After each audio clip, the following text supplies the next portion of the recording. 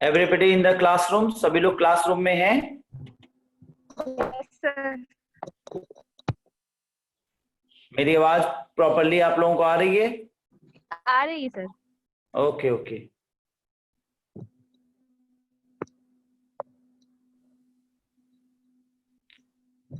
तो मैंने कल आपको राष्ट्रपति के ऊपर पढ़ाया था, प्रेसिडेंट ऑफ इंडिया, और आज उसी क्रम में प्रेसिडेंट पर कैसे इम्पीचमेंट लगता है, महाभियोग कैसे लगता है, इस पर चर्चा करूंगा।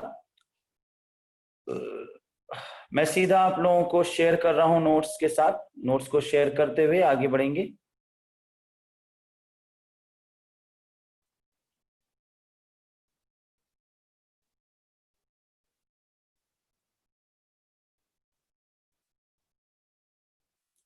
नोट्स क्लियर दिखाई दे रहा है आप लोगों को? Sir okay.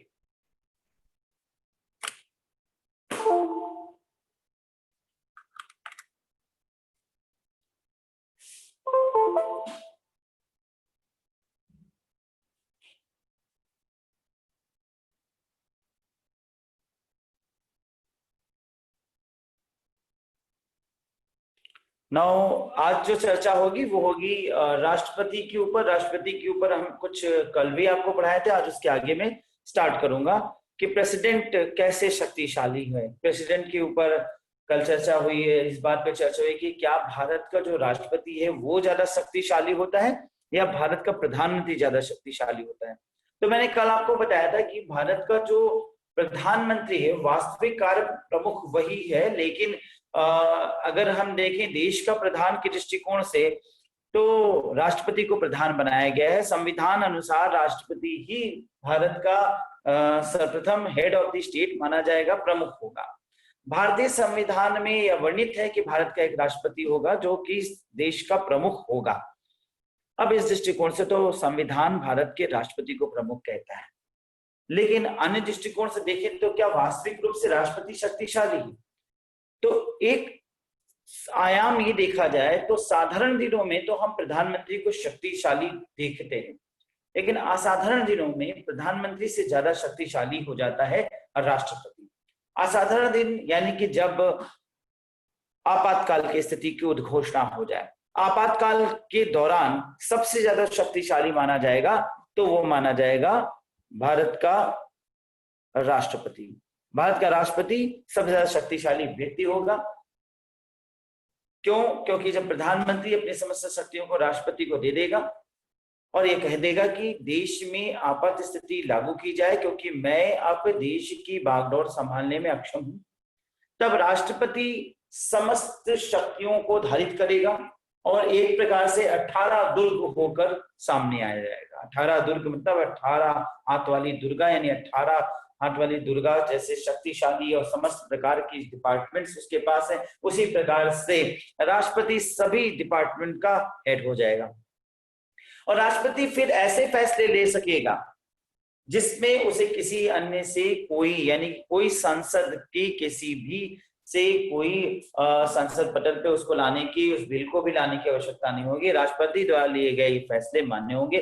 उस समय राष्ट्रपति शासन के दौरान राष्ट्रपति जो भी बिल बना देगा वो बिल देश पर लागू हो जाएगा तब तक जब तक आपातकाल है, उसके बाद उसकी समीक्षा होकर के उसको आगे बढ़ाया भी जा सकता। इस प्रकार से एक आपातकालीन स्थिति में राष्ट्रपति अकेला किसी भी बिल को पारित करने में सक्षम माना जाएगा। राष्ट्रपति अकेला एक शक्तिशाली व्यक्ति माना जाएगा। राष्ट्रपति अकेला कुछ भी किसी भी बिल को पारित कर सकेगा। राष्ट्रपति अपनी इच्छा पर देश को संचालित और निर्धारित करने लगेगा।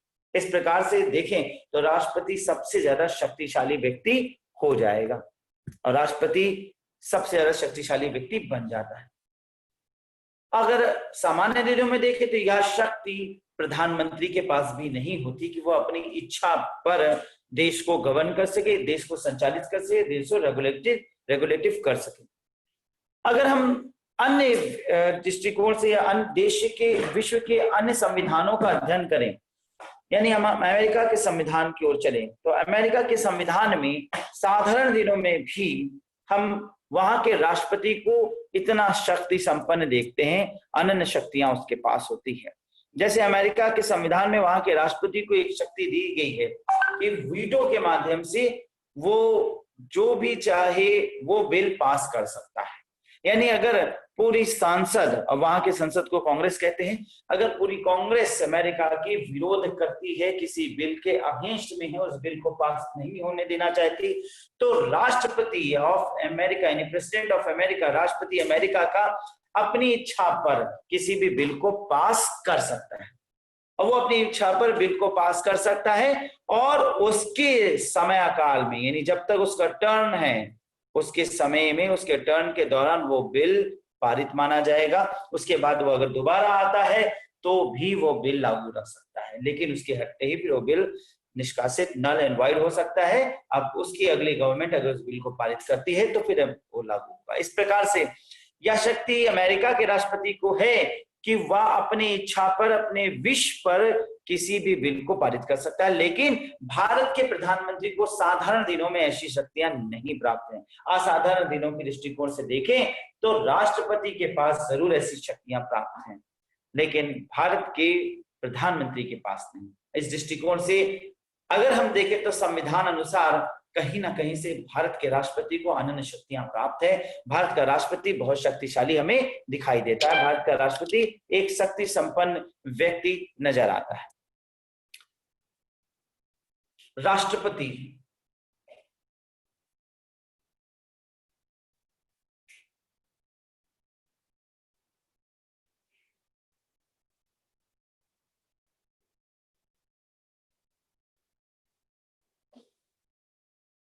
प्रेसिडेंट,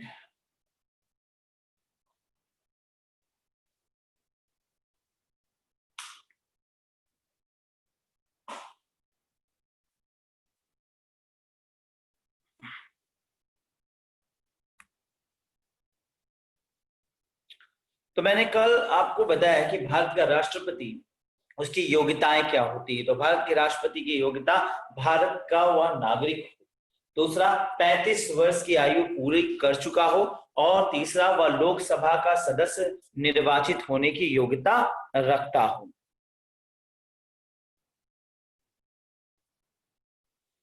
तो हम चर्चा कर रहे थे कि भारत का राष्ट्रपति की योग्यताएं क्या होती है। तो वो भारत का नागरिक हो, पहली योग्यता। दूसरी योग्यता, वह 35 वर्ष की आयु पूरा कर चुका हो। तीसरा, वो लोकसभा का सदस्य निर्वाचित होने योग्य हो। तो भारत के राष्ट्रपति की योग्यताओं के संदर्भ में 3 बातें याद रखने वाली है।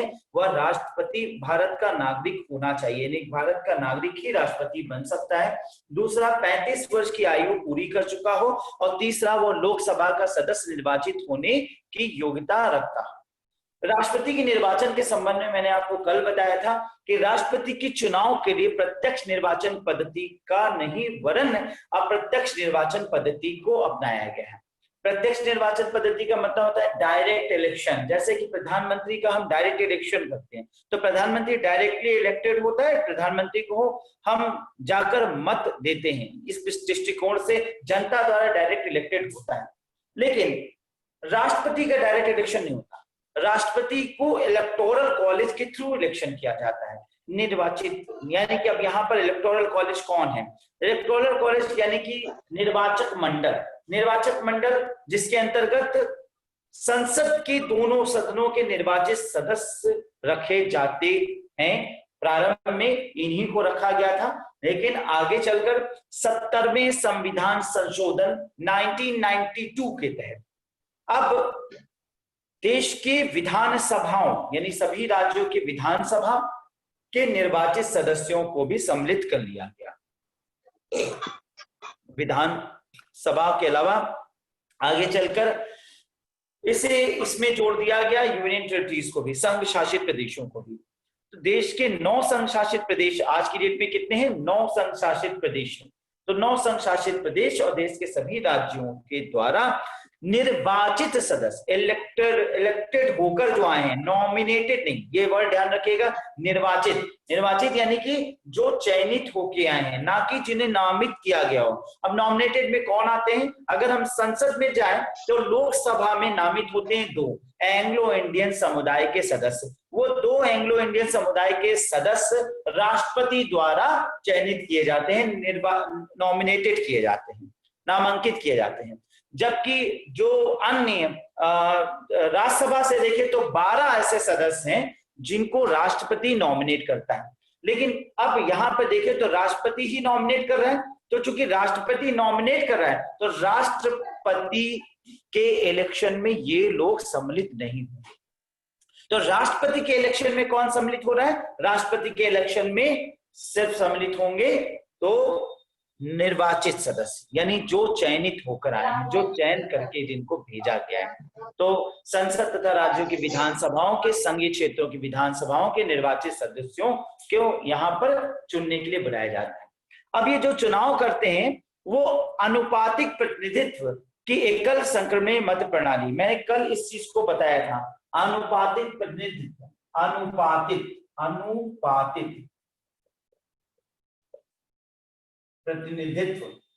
प्रतिनिधित्व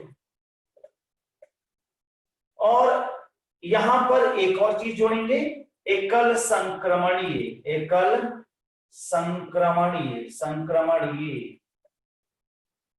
मत प्रणाली। अब एकल संक्रमणीय मत प्रणाली और अनुपातिक प्रतिनिधित्व, 2 प्रकार की यहां पर प्रणाली अपनाई जा रही है। सबसे पहली बात अनुपातिक प्रतिनिधित्व, जिसका मतलब होता है प्रोपोर्शनल रिप्रेजेंटेटिव, यानी अभी ये कहा गया कि संसद के दोनों सदन के सदस्य, सांसद सदस्य और देश के सभी राज्यों के विधानसभाओं और संघ शासित प्रदेशों की विधानसभाओं के विधायक वोट कर सकेंगे। अब इस हिसाब से देखें तो देश के सभी राज्यों की विधानसभाओं के अगर विधायकों को जोड़ लें तो इनकी संख्या लगभग 2500 के आसपास पहुंच जाएगी। संसद के सदस्यों की संख्या देखें तो उनकी तुलना में कम होगी, तो अगर विधानसभाओं के ज्यादा लोग हो गए तो फिर ज्यादा मत हो जाएंगे। इस प्रकार से अब अगर हम एक मत को, एक व्यक्ति को के मत को एक वैल्यू, सिंगल वैल्यू में नापेंगे तो इस दृष्टिकोण से तो मत संख्या ज्यादा होने के दृष्टिकोण से जो है, जो ज्यादा मत करेगा उस व्यक्ति का चयन हो जाएगा। और इस प्रकार से देखें तो ये चयन ठीक होगा। लेकिन दूसरे दृष्टिकोण से देखें तो विधायक कुछ क्षेत्र से आया हुआ, यानी कुछ व्यक्तियों के द्वारा चुना गया है, जबकि सांसद सदस्य बहुत से व्यक्तियों के द्वारा चुना गया सदस्य। तो सांसद सदस्य बहुत से व्यक्तियों के द्वारा चुना गया सदस्य, विधायक कम व्यक्तियों के द्वारा चुना गया सदस्य। इस दृष्टिकोण से सांसद सदस्य की मत वैल्यू, यानी उसकी वोट वैल्यू ज्यादा होगी और विधायक की वोट वैल्यू कम मानी जाएगी। बात समझ गए?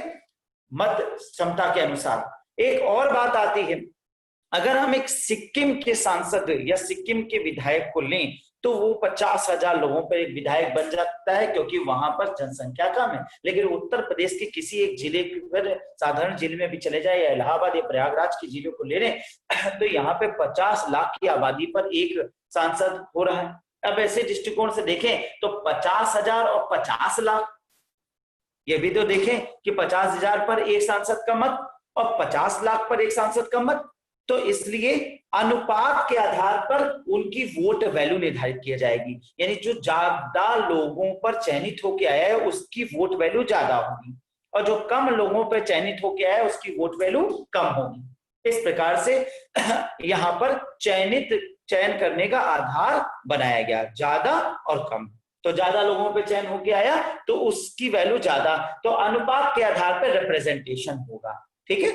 इसके बाद दूसरा है एकल संक्रमणीय मत प्रणाली। एकल संक्रमणीय मत प्रणाली में एक सिस्टम बनाया गया जिसमें सपोज करें कि 4 आदमी खड़े हैं उम्मीदवार राष्ट्रपति के लिए, ABCD। तो यहां पर जब चयन होगा तो हर व्यक्ति अपने वोट देगा।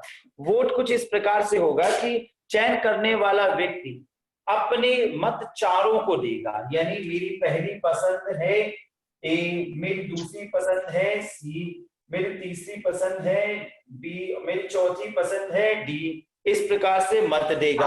अब हर व्यक्ति अपने मतों को अपनी इच्छा अनुसार अपने वोटों को देगा क्रमवार।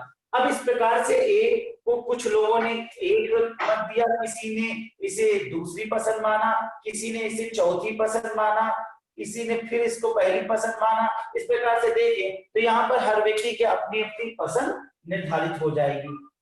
अब हर एक उम्मीदवार अलग अलग यहाँ पर देखें, सपोज करिए किसी ने तीसरा, किसी ने चौथा, किसी ने पहला, तीसरा, इस तरह से हर व्यक्ति ने अपना मत दे दिया।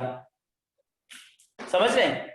अब यहाँ पर हर एक व्यक्ति का मत कैलकुलेट होगा, तो इनका पहले के मत, दूसरा का मत, तीसरा का मत, चौथा का मत, तो वैल्यू पॉइंट वाइज ऐड होगा, वैल्यू पॉइंट वाइज ऐड होगा, वैल्यू पॉइंट वाइज ऐड होगा। बात समझाया? वैल्यू पॉइंट वाइज ऐड होगा। अब मान लीजिए कि यहाँ पर किसी ने चौथा भी दिया है, किसी ने दूसरा दिया है, दो डाला है। अब देखिए यहाँ पर 1 2 2 4, तो अब यहाँ पे देखिए तो 2 बार सेकंड पोजीशन मिली, 1 बार फर्स्ट पोजीशन मिली, 1 बार चौथी पोजीशन मिली। इसी तरीके से सबकी वोट वैल्यू बदल जाएगी। तो जरूरी नहीं है कि विधायकों ने ज्यादा पहली पसंद बोली है तो वही ज्यादा सिलेक्ट होगा। टोटल वैल्यू काउंट होगा, हर एक की वैल्यू काउंट होगी जो पॉइंट्स में आएंगी।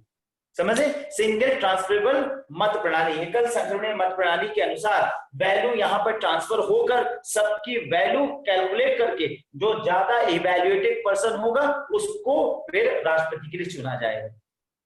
इस प्रकार से सिंगल ट्रांसफरेबल वोट सिस्टम अपनाया जाता है। क्लियर हुआ ये पॉइंट? समझ में आया?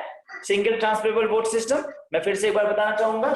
देखिए ए बी सी डी 4 लोग खड़े हैं, ए को 1 किसी ने, दूसरे ने दूसरी पसंद, किसी ने चौथी पसंद, किसी ने तीसरी पसंद, इस तरह से अपनी अपनी पसंद दिया।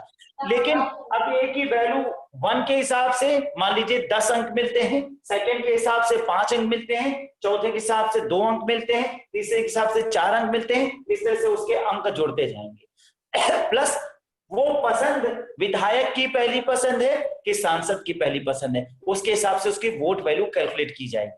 बात समझ आ रहा है? तो इस तरीके से यहाँ पर तीसरा, पहला, दूसरा, चौथा सबकी वैल्यू इवैल्यूएट होगी और इवैल्यूएशन के बाद, बहुत कॉम्प्लेक्स सिस्टम है लेकिन यहाँ पर आपको सिर्फ इतना समझना है कि हर एक की अपनी पसंद के अकॉर्डिंग उसकी वोट वैल्यू कैलकुलेट किया जाएगा। उसकी पसंद के अकॉर्डिंग वोट वैल्यू कैलकुलेट होगी और वो फिर अपने वोट वैल्यू के अकॉर्डिंग उसकी टोटलिंग का कैलकुलेशन इवैल्यूएट किया जाएगा।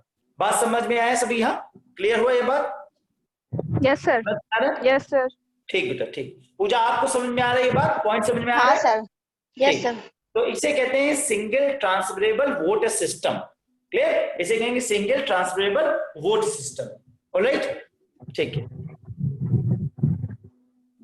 वीडियो ऑन कर लो आप लोग, वीडियो ऑन करो तो सामने से क्लास लेते रहो तो पता चले कि हाँ क्लास हो रहा है, रनिंग हो रहा है। और आप जो प्रश्न पूछना था वो पूछते चलो, मैं भी एक्सप्लेन करता चलता हूं।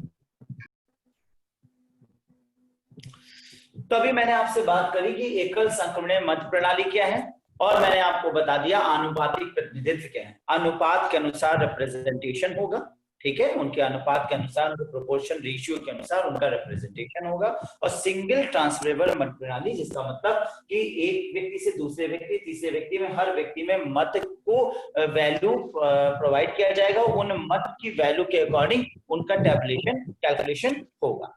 ये मैंने आपको सिंगल ट्रांसफरेबल वैल्यू समझाया। इसके बाद हमने आपसे चर्चा की थी इनके वेतन भत्तों के संबंध में। तो मैंने आपको बताया था आर्टिकल नंबर 59 के अनुसार राष्ट्रपति को संसद द्वारा निर्धारित परिलब्धियां और भत्ते प्राप्त होंगे, उन्हें निःशुल्क निवास स्थान और पद के गौरव के अनुरूप अन्य सुविधाएं प्राप्त होंगी। अब यहाँ पर मैंने आपको कल बताया था पद के गौरव के अनुरूप, यानी उनके पद के सम्मान के अनुसार। अब अगर उनके पद के सम्मान के अनुसार ये देखा जाएगा कि वो अमेरिका के राष्ट्रपति हाई सुपरसोनिक हवाई जहाज में चलते हैं तो भारत के भी राष्ट्रपति को वो सम्मान प्रदान किया जाएगा। इस दृष्टिकोण से अगर भारत का राष्ट्रपति कहीं जाकर ये कहता है कि हमें इस प्रकार के ड्रेस कोड को पहनना है तो उन्हें वो ड्रेस कोड मिलेगा, यानी कि वो उनके सम्मान के दृष्टिकोण से। अब उनके सम्मान के दृष्टिकोण से वो साधारण रूप से वो अगर एक राष्ट्रपति का कोड है, उस राष्ट्रपति के कोड में ही उन्हें आना होगा। ये नहीं कि वो किसी भी तरीके से चले जाएंगे। कोई भी एम्बेसडर या कोई भी व्यक्ति भारत में आता है तो वो उससे मिलने चले जाते हैं, तो वो एक प्रकार से उनके लिए ड्रेस कोड बनाया गया, उस कोड में वो जाएंगे, उस कोड में वो मीटिंग करेंगे, उनके साथ इतने लोग होंगे, उनके सम्मान के दृष्टिकोण से उनको ये सुविधाएं प्रदान किया जाएगा, वो सब कुछ देश की संचित निधि से उनको मिलेगा। ये आर्टिकल नंबर 59 में इनके संबंध में वर्णन किया गया। अब इनका वेतन कितना होता है, इस पर चर्चा होती है कि इनका वेतन क्या है। तो इनका वेतन 5 लाख रुपए निर्धारित किया गया है, 5 लाख मासिक। सबसे ज्यादा वेतन राष्ट्रपति का होता है, फिर राष्ट्रपति के बाद उपराष्ट्रपति, और इस क्रम में देश के अन्य पदेन अधिकारियों का वेतन घटता हुआ जाता है। अब राष्ट्रपति अगर रिटायर्ड, यानी एक राष्ट्रपति जब अपने पद पे ना होगा या अवकाश ग्रहण कर लेगा तो उसे कितना धन मिलता है as a pension. As a pension उसे मूल वेतन, जो उसका वेतन था 5 लाख रुपए, उसका आधा यानी 50% आपको वेतन का आधा यानी 2.5 लाख रुपए प्रति माह उसे पेंशन दिया जाता रहेगा। अनुच्छेद 60 में कहा गया है कि भारत के राष्ट्रपति को उच्चतम न्यायालय का मुख्य न्यायाधीश के समक्ष देश की संविधान और कानून को संरक्षित, सुरक्षित, प्रतिरक्षित, अब ये 3 शब्दों का बहुत ध्यान रखना है, संरक्षित, सुरक्षित और प्रतिरक्षित करने का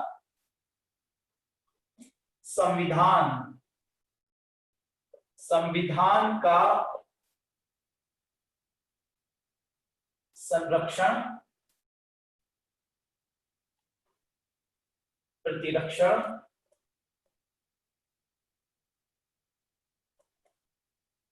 यानी संविधान को संरक्षित करेगा, प्रतिरक्षित करेगा और सुरक्षित रखेगा। सुरक्षित,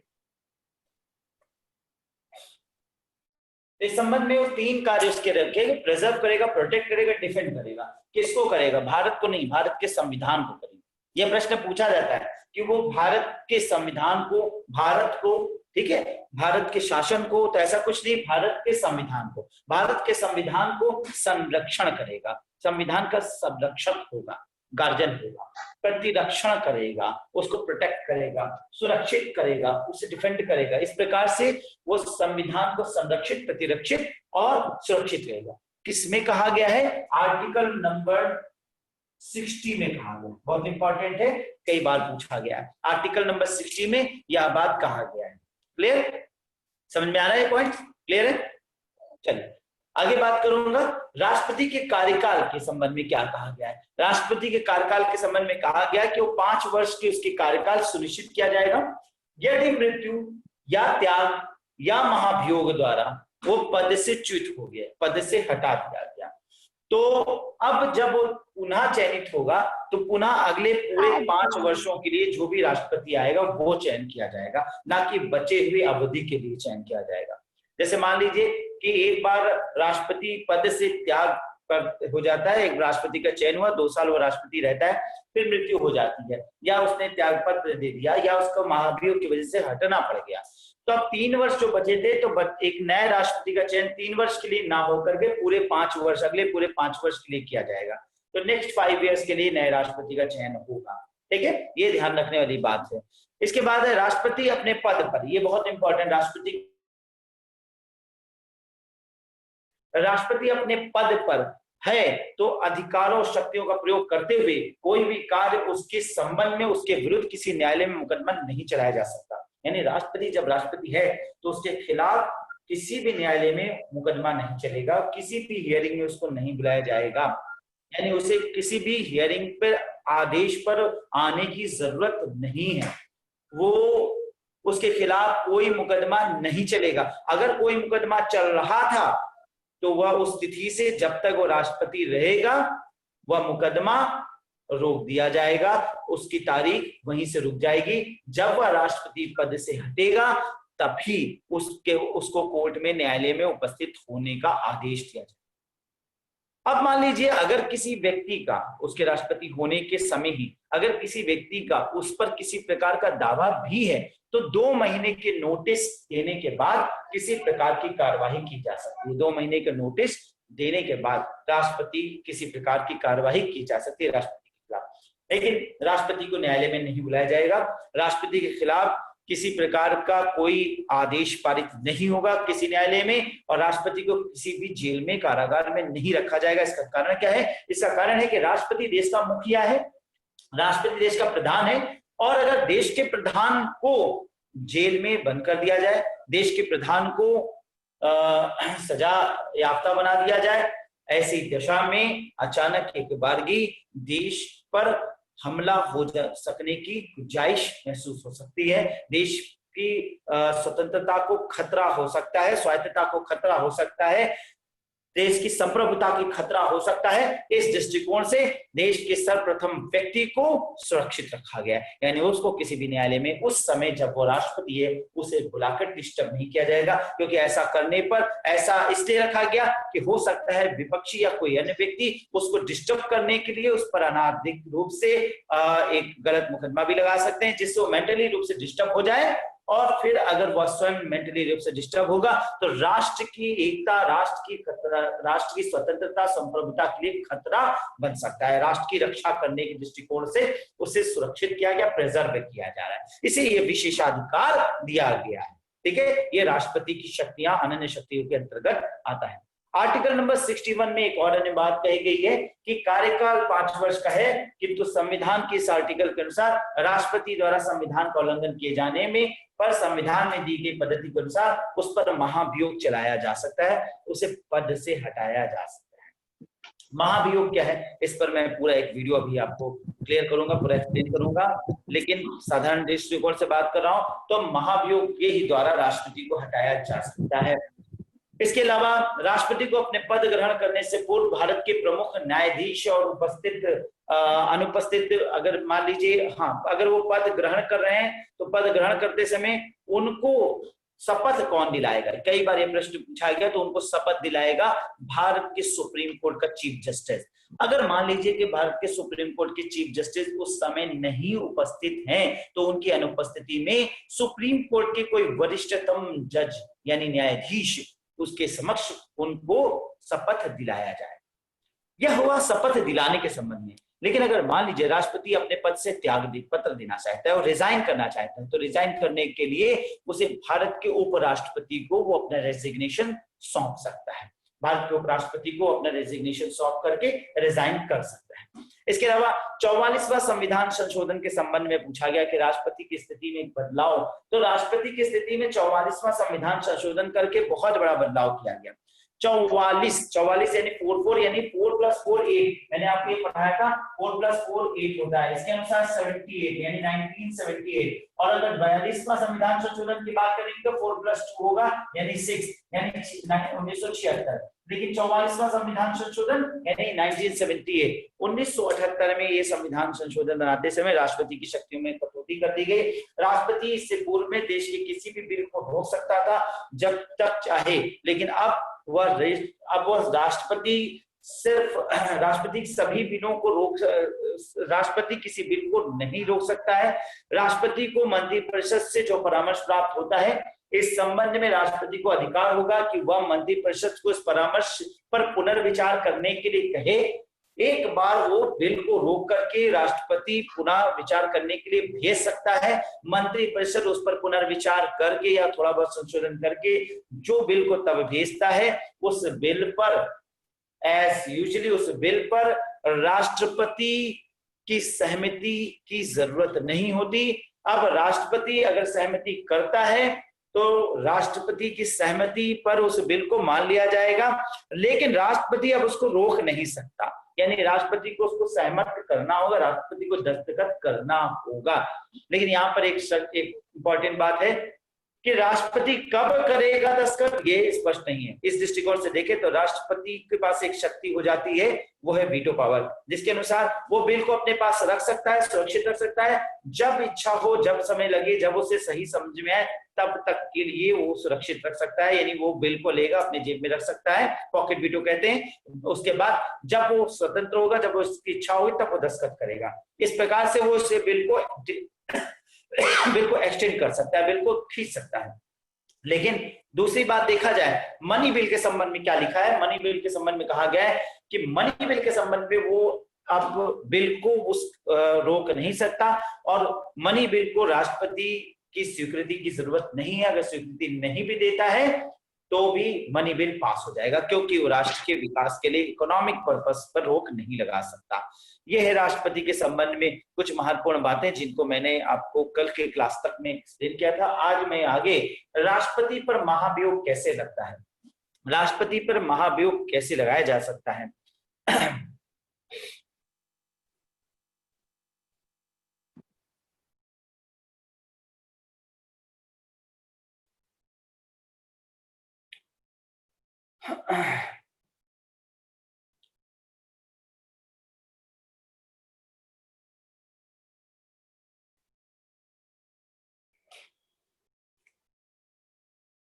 तो अब पढ़ाया जाएगा महाभियोग, impeachment of the president. Bharat के राष्ट्रपति पर महाभियोग कैसे लगता है।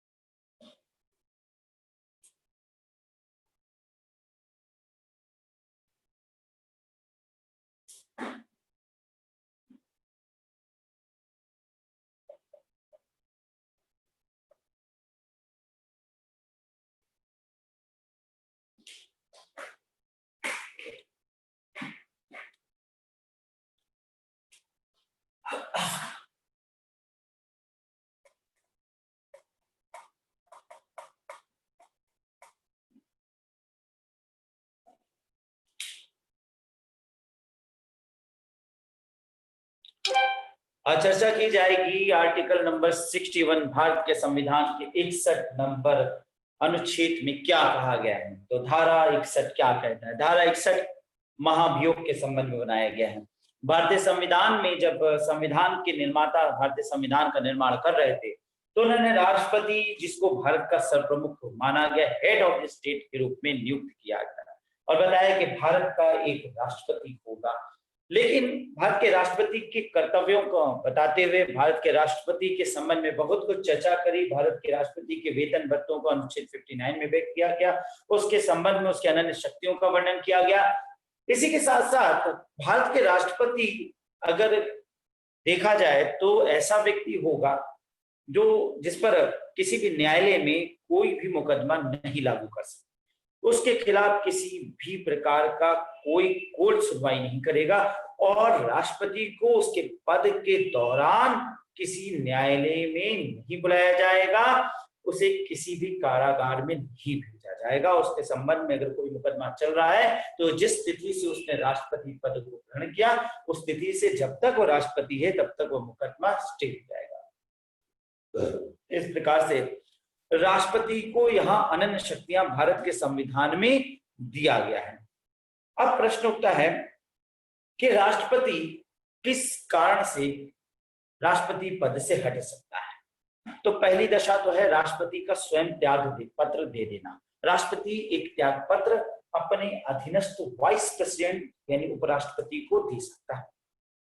दूसरी स्थिति राष्ट्रपति का हटाए जाने का, उसकी मृत्यु हो जाना, यानी राष्ट्रपति की मृत्यु आकस्मिक रूप से हो गई तो पद उस वक्त रिक्त हो जाएगा। अब तीसरी स्थिति क्या है। तीसरी स्थिति है महाभियोग, इम्पीचमेंट मेथड। इम्पीचमेंट मेथड जिसको अनुच्छेद 61 में वर्णित किया गया। अनुच्छेद 61 क्या कहता है। अनुच्छेद 61 कहता है कि जब संविधान के अतिक्रमण के लिए, मैं फिर से बोलूंगा मेरा वर्ड पकड़िएगा, जब संविधान के अतिक्रमण के लिए, संविधान कॉन्स्टिट्यूशन पर वार हो गया हो, violation of the constitution of India, संविधान के अतिक्रमण के लिए राष्ट्रपति पर अभियोग चलाना हो तो संसद का कोई सदन आरोप लगाएगा। संविधान के अतिक्रमण पे, संविधान में जो उल्लिखित बातें हैं, जो शक्तियां हैं, उसके खिलाफ अगर राष्ट्रपति ने कोई कृत्य कर दिया है। अब राष्ट्रपति पर संविधान के अनुसार कुछ शक्तियां प्रदान की गई हैं, लेकिन राष्ट्रपति उसके अतिक्रमण करता है। फॉर एग्जाम्पल मनी बिल के संबंध में राष्ट्रपति कुछ नहीं कर सकता है, उसे रोक नहीं सकता है, लेकिन राष्ट्रपति ने मनी बिल को रोक दिया।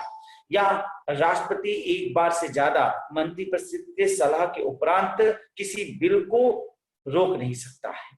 लेकिन फिर भी अगर राष्ट्रपति ने रोक दिया, इस प्रकार से राष्ट्रपति संविधान का उल्लंघन करते हुआ पाया जाएगा। ऐसी दशा में ऐसा कोई आरोप उस पर लगाया जाएगा, लेकिन ये आरोप कोई आम व्यक्ति द्वारा नहीं लगाया जाएगा, ये आरोप संसद की किसी एक सदन द्वारा लगाया जाएगा। यहाँ पे ध्यान रखने वाली बात है, दूसरा मुख्य बिंदु, संसद के किसी सदन द्वारा लगाया जाएगा, ना कि राष्ट्रपति के किसी अन्य व्यक्ति, ना विधानसभाओं के विधानसभाओं द्वारा। यहाँ पर संसद का कोई एक सदन, संसद का सदन राज्यसभा लोकसभा, दो सदनों में से कि एक सदन द्वारा यह आरोप लगाया जाएगा। लेकिन यह आरोप कितने लोगों के साथ प्रस्थापित होगा, इस संबंध में लिखा है, ऐसा कोई आरोप तब तक नहीं लगाया जाएगा जब तक ऐसा आरोप लगाने की प्रस्तावना किसी ऐसे संकल्प में अंतर्दृष्ट नहीं है जो कम से कम 14 दिन की ऐसी लिखित सूचना के लिए दिए जाने के प्रस्तावित किया गया है। यानी 14 डेज की एक नोटिस देना होगा। जिस सदन पर उस सदन की कुल सदस्य संख्या के कम से कम 1/4 सदस्यों ने हस्ताक्षर करके उस संकल्प को प्रस्तावित करने का अपना आशय प्रकट किया है। यानी स्पष्ट है कि 14 दिन के अंदर, यानी ऐसा आरोप लगाने की प्रस्तावना किसी ऐसे संकल्प में अंतर्दृष्ट नहीं है तो कम से कम 14 दिन की ऐसी लिखित सूचना के दिए जाने के पश्चात प्रस्तावित किया गया है, जिस पर उस सदन की कुल सदस्य संख्या के कम से कम 1/4 सदस्यों ने हस्ताक्षर करके उस संकल्प को प्रस्तावित करने का अपना आशय प्रकट किया है। यानी 1/4 सदस्य, कोई भी एक सदन, एक पहला स्टेप क्या है? पहला स्टेप है 1/4 members of any house, कोई हाउस से 1/4 मेंबर द्वारा आरोप लगाया गया और ऐसा आरोप 14 दिन के लिए लिखित, कम से कम 14 दिन की ऐसी लिखित सूचना के लिए दिए जाने के बाद 14 दिन के दृष्टिकोण से 14 दिन के नोटिस के रूप में दिया जाएगा। उस सदन की कुल सदस्य संख्या के कम से कम 2/3 बहुमत द्वारा ऐसा संकल्प पारित नहीं किया गया। अब यहाँ पे देखने वाली बात है, ये उस सदन के अध्यक्ष को दिया जाएगा। 14 दिन के दृष्टिकोण से 14 दिन के अंदर उस सदन में ही 2/3 मेंबर्स द्वारा, 2/3 members of the same house के द्वारा क्लियर किया जाएगा। ठीक है, और 2/3 members of the same house द्वारा उसे क्लियर किया जाएगा। यानी ये एक प्रकार से दूसरा चरण है। तो पहले चरण में 1/4 मेंबर्स किसी एक हाउस द्वारा क्लेम करेंगे, यहाँ पर क्लेम होगा, और उसके बाद दूसरे सदन, उसी सदन द्वारा 2/3 सदस्य ऐसे संकल्प को पारित करेंगे, संकल्प पारित करेंगे। तो संकल्प यहाँ पर पारित होगा, यानी रेजोल्यूशन पास होगा। यहाँ पर रेजोल्यूशन वर्ड इस्तेमाल कर लेंगे, रेजोल्यूशन पारित होगा, रेजोल्यूशन। तो यहाँ पर एक प्रपोजल आएगा, ठीक है, proposal to prefer such charge against the resolution. यहाँ पे एक प्रपोजल है, नोटिस है, ठीक है, ये एक प्रकार से प्रपोजल नोटिस है, प्रपोजल नोटिस इशू होगा।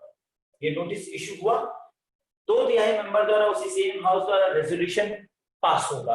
रेजोल्यूशन पास अगर हो जाता है तब जब आरोप संसद के किसी सदन द्वारा इस प्रकार लगाया गया है, तब दूसरा सदन उस आरोप का अन्वेषण करेगा, यह करवाएगा, और ऐसे अन्वेषण में उपस्थित होने का तथा अपना प्रतिनिधित्व कराने की राष्ट्रपति को अधिकार होगा।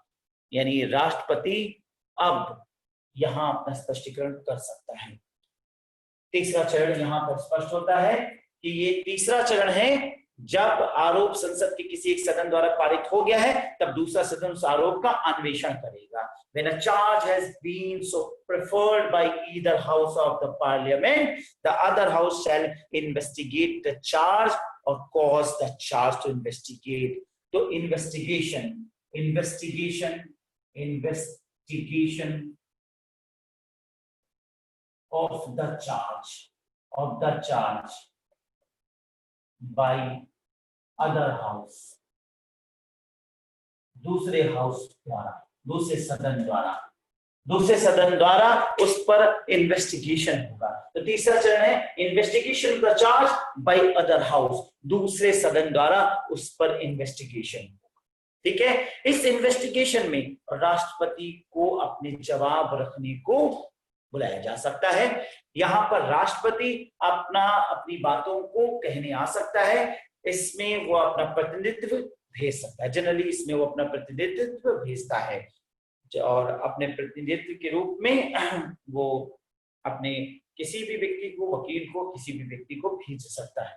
ठीक है, नाउ 3 चरण हो गया। पहला चरण में 1/4 सदस्यों ने किसी एक सदन में ईदर ऑफ एनी हाउस, ठीक है, प्रपोजल नोटिस इशू किया। 14 दिनों के अंदर ये नोटिस 2/3 मेंबर्स के साथ उसी हाउस द्वारा अगर रेजोल्यूशन पास हो जाता है तो दूसरे हाउस में, ये तीसरा चरण है, दूसरे हाउस में इन्वेस्टिगेशन होगा उस चार्ज पर, और उस चार्ज पर इन्वेस्टिगेशन के दौरान राष्ट्रपति को अपना प्रतिनिधित्व करने का अधिकार है, अपने विचारों को रखने का अधिकार है, उसे पूरा अधिकार है वो अपना स्पष्टीकरण दे।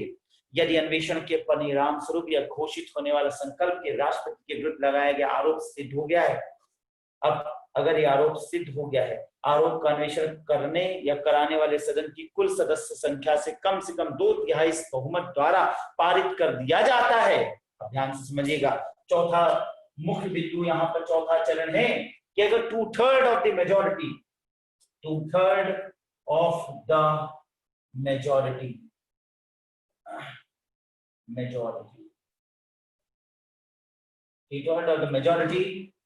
favored the charge or passed the charge against the president of that house. जैसे मैं कहूंगा, if as a result of the investigation a resolution is passed by the majority of not less than 2/3 of the total membership of the house by which the charge was investigated or was to be investigated, declaring that the charge preferred against the president has been sustained, such a resolution shall have the effect of removing the president from his house as from the date of which the resolution is so passed. तो जैसे ही ये resolution pass होगा उसी तारीख से राष्ट्रपति को पद से हटना होगा। तो राष्ट्रपति को पद से हटना होगा। द प्रेसिडेंट इज इम्पीच्ड, यहां से ही द प्रेसिडेंट इज रिमूव्ड, यहीं से प्रेसिडेंट को हट जाना होगा। तो प्रेसिडेंट को यहीं से हटाया जाएगा। ये 4 चरण मुख्य हैं। इन 4 चरणों को डेप्थ के साथ समझना जरूरी है। मैं एक बार पुनः आपको इन 4 चरणों को व्याख्या कर दे रहा हूं। इन 4 चरणों को आप लोग देखिए, मैं बोर्ड पर इसे फिर से एक्सप्लेन कर रहा हूं। ये 4 चरण जो राष्ट्रपति को पद से हटाए जाने के संबंध में, तो ध्यान से देखिए। सबसे पहले पहला चरण जिसमें मैंने बनाया है 1/4 मेंबर द्वारा, सदस्यों द्वारा, किसी भी एक हाउस द्वारा, किसी भी एक सदन द्वारा, वो चाहे राज्यसभा हो चाहे लोकसभा, संसद के किसी भी एक सदन द्वारा एक प्रपोजल नोटिस इशू होगा। नोटिस उस सदन के अध्यक्ष को दिया जाएगा जिसमें यह बताया जाएगा कि राष्ट्रपति के खिलाफ हम संसद पर अतिक्रमण का दोषी पाते हैं और इस संबंध में राष्ट्रपति के खिलाफ महाभियोग लगाने की अनुशंसा करते हैं। ये नोटिस जब अध्यक्ष को मिलेगी, यहाँ पर भी ध्यान देने वाली बात है, कम से कम 40 सदस्य हों इस नोटिस को इशू करने के लिए। 1, 2, 3 नहीं, 40 सदस्य, यानी एक प्रकार से 1/4 मेंबर माना जाता है। इसके बाद 2 से 3 सदस्य, 2/3, 2/3 सदस्य उसी सदन के द्वारा इस संकल्प को पारित कर देते हैं। तो मैं फिर से बोलूंगा, 1/4 सदस्य किसी भी हाउस द्वारा एक नोटिस इशू करते हैं, 14 दिनों के अंदर 2/3 सदस्य उसी सदन से अगर किसी संकल्प को पारित करते हैं, राष्ट्रपति के खिलाफ महाभियोग लग गया। अब इस महाभियोग की जांच दूसरे सदन में होगी, यानी अगर राज्यसभा में मैटर उठाया गया तो लोकसभा में पहुंचेगा। Investigation of the charge by the other house, दूसरा हाउस इस चार्ज पर इन्वेस्टिगेट करेगा, दूसरा हाउस जांच करेगा कि जो राष्ट्रपति महोदय के खिलाफ चार्ज लगाया गया है उचित है कि नहीं उचित है। तो राष्ट्रपति महोदय के खिलाफ इस पर इन्वेस्टिगेशन उठाया जाएगा, इस पर आयोग भी गठित किया जा सकता है, संसद की समिति भी बन सकती है, और यहाँ पर किसी भी प्रकार की कमेटी बना करके उनके ऊपर चर्चा होगी। चर्चा के दौरान राष्ट्रपति को उपस्थित होने का अधिकार होगा। राष्ट्रपति अपने नुमाइंदों के थ्रू या स्वयं आकर अपनी सफाई दे सकता है, अपनी बातें कह सकता है। इन्वेस्टिगेशन की इस चार्ज पर राष्ट्रपति द्वारा दिए गए स्पष्टीकरण और बहस के बाद अगर संसद में राष्ट्रपति के खिलाफ या प्रपोजल 2/3 बहुमत के साथ पास हो जाता है, यानी ये रेजोल्यूशन अगर पुनः दूसरे सदन में 2/3 बहुमत के साथ पास हो जाता है तो प्रेसिडेंट इज रिमूव्ड, प्रेसिडेंट यहां से ही हट जाएगा, और प्रेसिडेंट को हटाने का यह तरीका इम्पीचमेंट कहलाता है, महाभियोग कहलाता है। जाहिर सी बात है, काफी टिपिकल प्रोपोजल, काफी टिपिकल विधि है राष्ट्रपति को हटाए जाने के संबंध में।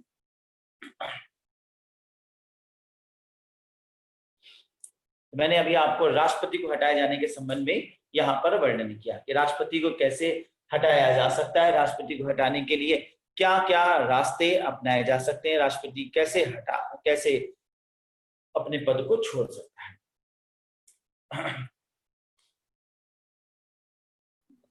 एकदम क्लियर या कोई और डाउट है अभी इसमें कुछ बताने के लिए?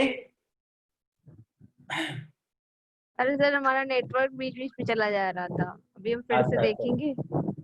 चलो फिर से मैं क्लियर कर दे रहा हूं। यहाँ पर इम्पीचमेंट महाभियोग के संबंध में ये 4 चरणीय व्याख्या की गई, जिसमें पहला चरण में मैंने आपको बताया किसी भी एक सदन, चाहे राज्यसभा हो चाहे लोकसभा, किसी भी एक सदन द्वारा सर्वप्रथम 1/4 बहुमत के साथ एक प्रपोजल नोटिस इशू होगा, यानी उस सदन द्वारा सदन के अध्यक्ष को एक नोटिस दिया जाएगा जिसमें कहा जाएगा कि राष्ट्रपति के खिलाफ इम्पीचमेंट लगाना चाहिए। अभी ये मंशा प्रकट हो रहा है कि राष्ट्रपति के खिलाफ इम्पीचमेंट लगाना चाहते हैं, राष्ट्रपति के फलाकृत्य से हम सहमत नहीं है, इससे इस कृत्य के साथ एक संविधान की प्रति अवहेलना, संविधान के खिलाफ कृत्य हुआ है। इस प्रकार एक नोटिस इशू हो जाएगा और ये नोटिस उसी सदन के 2/3 बहुमत द्वारा एक रेजोल्यूशन के रूप में पारित होगा।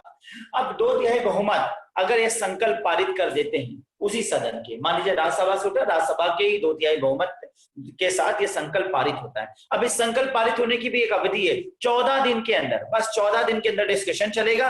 अगर 14 दिन के ऊपर होगा तो ये नोटिस खत्म मान लिया जाएगा, लेकिन 14 दिन के अंदर डिस्कशन होगा और 2/3 बहुमत अगर रेजोल्यूशन पास कर देती है, ये बात कहती है कि राष्ट्रपति के खिलाफ जो है संविधान का अतिक्रमण का मुद्दा पाया जाता है, संविधान के अतिक्रमण होना पाया गया है। और अगर ऐसा स्पष्ट हो जाता है तो यह मुद्दा तीसरे स्टेप में जाएगा, तीसरे चरण में दूसरे हाउस में, दूसरे किसी सदन में इसकी जांच के लिए भेजा जाएगा, दूसरे सदन में इसकी जांच के लिए जाएगा और दूसरा सदन अब इस पर समिति गठित कर सकता है, कोई काउंसिल बना सकता है, कमेटी बना सकता है, जांच आयोग बना सकता है। जांच आयोग में जांच के दौरान अपने विचारों, अपने मतों को रखने का पूरा अधिकार है। राष्ट्रपति स्वयं या अपने प्रतिनिधियों के माध्यम से अपने विचार रखने आ सकता है और राष्ट्रपति अपने विचार को वो सदन में रखेगा।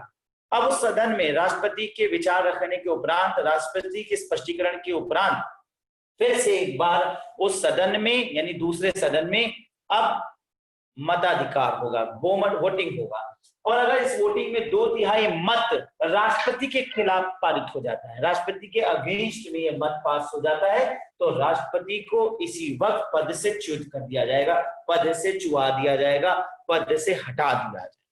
क्लियर? पॉइंट समझ में आ गया? Yes sir. ठीक है सभी? हाँ क्लियर? Yes sir. ठीक है, और कोई क्वेश्चन बेटा? ऑडियो वीडियो ऑन कर लीजिए आप लोग। कोई क्वेश्चन है राष्ट्रपति पर? मैंने पूरा एकदम क्लियर कर दिया राष्ट्रपति के ऊपर, एकदम एक एक बात कि कैसे राष्ट्रपति का चयन होता है, राष्ट्रपति का चयन का सिस्टम क्या है, एकल संक्रमण मत प्रणाली और आनुपातिक प्रतिनिधित्व। मैंने आनुपातिक प्रतिनिधित्व को क्लियर कर दिया, एकल संक्रमण मत प्रणाली को क्लियर कर दिया, और राष्ट्रपति पर यह महाभियोग है इसको भी क्लियर कर दिया। ठीक है, तो आज जो शनिवार की क्लास में मैंने आपको ये पूरा राष्ट्रपति एक्सप्लेन कर दिया। ऑलराइट, ठीक है? Yes yes sir. Yes sir. फिर ऐसी स्थिति है तो इमरजेंसी क्या है, इमरजेंसी के विषय में मैंने अभी पहले भी आपको बताया कि भाई आपातकाल ऐसी स्थिति होगी जब प्रधानमंत्री राष्ट्रपति के पास जाकर ये कहेगा कि अब देश में लॉ एंड ऑर्डर की स्थिति मुझसे नहीं देखी जा रही है, अतः अब आप लॉ एंड ऑर्डर के सेंस में राष्ट्र की अखंडता को, अक्षुण्णता को बनाए रखने के संबंध में अब आप इस देश को अपने हाथों में लें और इसके सत्ता, इसके संचालन को आप कीजिए। तब राष्ट्रपति एक बार को सर्वशक्तिशाली व्यक्ति बन जाता है। ऐसे समय में राष्ट्रपति को हम 18 दुर्ग वाली दुर्गा के रूप में देखते हैं, क्योंकि 18 हाथ वाली दुर्गा का संदर्भ ही है कि सभी शक्तियां विद्यमान हो जाती है। तो ऐसी राष्ट्रपति क्या है, एक सर्वशक्तिशाली व्यक्ति साबित हो जाता है। इस समय राष्ट्रपति के पास अपार शक्तियां समाहित हो जाती हैं। राष्ट्रपति इस वक्त सबसे शक्तिशाली व्यक्ति होता है, क्योंकि जो शक्तियां सामान्य दिनों में प्रधानमंत्री के पास भी नहीं रहती, वो असामान्य दिनों में राष्ट्रपति के पास समाहित हो जाती है। राष्ट्रपति देश का कर्णधार उस समय हो जाता है। अतः राष्ट्रपति अपनी इच्छा पर किसी भी बिल को पास कर सकता है, यानी अब उसे संसद की सहमति की भी आवश्यकता नहीं होती, वह अपनी स्वेच्छा पर किसी भी बिल को पारित करने की शक्ति रखता है। उसके दौरान, इमरजेंसी के दौरान, वह बिल लागू हो सकता है। संविधान में दैहिक स्वतंत्रता के अधिकार को छोड़कर समस्त प्रकार के अधिकार खत्म हो जाते हैं, यानी यहां पर राष्ट्रपति की शासन व्यवस्था चलती है। देश में आर्म फोर्सेस, देश में जन शासन इस वक्त कानून का शासन में, और देश में इस वक्त सेना का शासन लग चुका है। आपातकाल के संबंध में 1962, 1961 और 1975 में अब तक 3 बार आपातकाल भारत में लागू हो चुका। आपातकाल शक्तियों के संबंध में श्री हरि विष्णु कामत का कथन कि यह एक शर्मनाक दिन है, ईश्वर भारतीयों की रक्षा करे। क्यों यह बात कहा गया, ईश्वर भारतीयों की रक्षा करे? क्योंकि एक कामत ने ऐसा बात कहा तो इसके पीछे कुछ होगा, कुछ बात रही होगी। क्यों यह माना गया कि इसे शर्मनाक दिन माना गया? शर्मनाक दिन इसलिए कहा गया कि पहली बात तो इमरजेंसी का मतलब है कि जनतंत्र का हनन हो गया है, क्योंकि इस वक्त किसी एक तंत्र के पास, एक व्यक्ति के पास शक्तियां समाहित हो गई हैं। वो एक व्यक्ति राष्ट्र का कर्णधार हो चुका है, वो एक व्यक्ति जो कहेगा वही माना जाएगा। इस दृष्टिकोण से उसकी इच्छा पर राष्ट्र चलेगा, और इस तरह से एक प्रकार से एरिस्टोक्रेसी, एनार्की यानी राजतंत्र दिखने लगे। इस संबंध में यह है कि इमरजेंसी कब तक लागू रहेगी, तो इमरजेंसी तब तक जब तक राष्ट्रपति को ऐसा समन नहीं हो जाता कि स्थिति सामान्य है। अतः इस हेतु राष्ट्रपति 6 महीने पर सदन बुलाएगा, समीक्षा करेगा, और समीक्षा के उपरांत अगर राष्ट्रपति को समन नहीं होता है कि स्थिति सामान्य हो गई है, तो राष्ट्रपति फिर से एक बार को इसे लागू कर देगा, और इस प्रकार से यह अनंत काल तक लागू हो सकता है। इसके संबंध में कोई टाइम लिमिट नहीं है। राष्ट्रपति को समन होने की स्थिति के अनुसार राष्ट्रपति 6 महीना, 1 साल, 2 साल, 21 महीना, 3 साल, इसमें अनंत स्थिति आ जाती है। और इस प्रकार से श्री कामत और सिब्बल लाल सक्सेना द्वारा इसे भारतीय संविधान का धब्बा कहा गया, क्योंकि स्पष्ट नहीं है कि कब तक। और राष्ट्रपति एक ऐसा व्यक्ति अगर है जो दुराशय के साथ इस वक्त शासन हाथ में ले चुका है, तो भारत के लिए, भारत की संप्रभुता के लिए बहुत बड़ा खतरा भी उत्पन्न हो सकता है। फिलहाल ऐसा अभी तक नहीं हुआ है और ना ही होगा, यह माना जा सकता है, क्योंकि राष्ट्रपति दुराशय क्यों करेगा? राष्ट्रपति शासन को बागडोर संभालेगा। राष्ट्रपति से आशा की जाएगी वो जल्द से जल्द स्थिति को बहाल करेगा और सामान्य स्थिति आने के बाद प्रधानमंत्री को कार्य भार सौंप देगा और व्यवस्था फिर से अपने हाथों से, व्यवस्था फिर से शासन के हाथों में प्रतिस्थापित हो जाएगी, सुचारू चलने लगेगा। आपातकाल स्थिति एक ऐसी स्थिति का उद्घोषणा है जब राष्ट्रपति में सारी शक्तियां निहित हो जाती हैं और राष्ट्रपति कुछ क्षणों के लिए स्वयंभू बन जाता है। यह कहा गया है कि राष्ट्रपति इस वक्त स्वयंभू बन जाता है, वह चाहे तो अधिनायक बनकर राष्ट्र के सर्वाधिकार प्राप्त कर सकता है, अतः संप्रभु हो सकता है, सॉवरेन हो सकता है। ये एक खतरनाक स्थिति है, या अगर ऐसा होता है तो बड़ा नुकसान होता है। ये माना जा सकता है कि ये देश के लिए खतरा है। तो आपातकाल की स्थिति पहले आए ना, और अगर आती है तो एक बेहतर राष्ट्रपति के रूप में व्यक्ति हो जिससे कि भारत की ताकत को संरक्षण मिल सके। तो यहाँ पर मैंने आपातकाल के संबंध में आपको यहाँ महत्वपूर्ण तथ्य बताए। क्लियर? पॉइंट समझ में आया? क्लियर हुआ ये बात? Yes sir. अब यहाँ पर एक बात और आती है कि क्या ऐसी स्थिति के अनुसार देखें तो आपातकाल अगर लग गया और राष्ट्रपति दुराशय के साथ हो गया तो क्या वास्तविक रूप से ये ठीक होगा? और वास्तविक रूप से देखा जाए तो गलत भी हो सकता है। राष्ट्रपति अगर गलत हुआ और राष्ट्रपति खत्म ही ना करे इमरजेंसी को, तो वो अलग बात है कि 6 महीने में समीक्षा होगी, समन होगा। अगर राष्ट्रपति को नहीं समन हुआ, राष्ट्रपति दुराशय के साथ कहता है हमें समन नहीं हुआ, तो फिर क्या होगा? तो इसके बाद भारत में फिर से क्रांति आएगी और नया संविधान लिखा जाएगा, क्योंकि फिर जन है और जनता ही फिर इसका सही निर्णय करेगा। यहाँ पर हमारा संविधान लेकिन मौन है, ये नहीं स्पष्ट है कि कब तक आपातकाल लागू हो, संविधान मौन हो जाता है।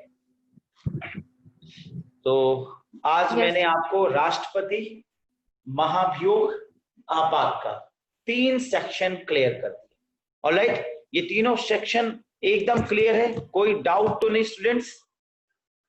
बताइए। नहीं sir.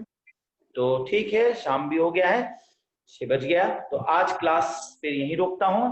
Next class next week पे फिर से प्रारंभ होगा। ओके, आप लोगों को मैंने इधर 15 पेज इधर इस टॉपिक पे पढ़ाया है, इनको अच्छे से लर्न कर लीजिएगा। नोट्स की PDF में आज भेज दूंगा आप लोगों को, वीडियोस भी भेज दूंगा।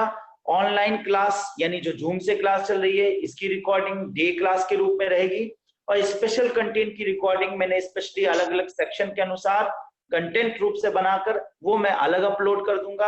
अपलोडिंग में थोड़ा वक्त जरूर लगता है, जो आप YouTube पे किसी भी वक्त वीडियो को देख सकते हैं और जो भी प्रॉब्लम हो उसको फिर से समीक्षा कर सकते हैं। इसके बाद भी आपको अगर दिक्कत होती है तो आप सीधा सीधा WhatsApp पर मैसेज कर सकते हैं, और हमारे वीडियो जो देखते हैं उस पर आप कंटेंट के कमेंट में अपने जाकर कमेंट्स लिख सकते हैं, जो प्रश्न पूछना हो तो वो भी आप पूछ सकते हैं। ठीक है? क्लियर?